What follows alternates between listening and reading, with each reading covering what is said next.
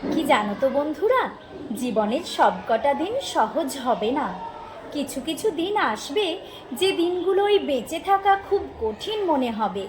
গলার কাছে এসে জমে বসবে একটা দম বন্ধকর কষ্ট।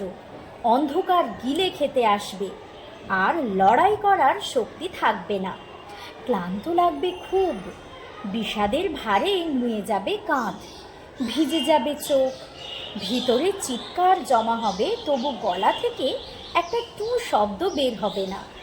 বাইরে থেকে পরিপাটি করে সাজানো মানুষটার মনের মধ্যে চলতে থাকবে তুমুল ভাঙচুর। সবটা বলে হালকা হতে পারার মতো একটা মানুষ থাকবে না। জড়িয়ে ধরে মিলিয়ে যাওয়ার মতো একটা বুক থাকবে না। পাশে বসে মাথা রাখার মতো একটা কাঁধ থাকবে না। বিছানায় শুয়ে চোখ বুজলেই ঘুমিয়ে পড়ার মতো শান্তি থাকবে না।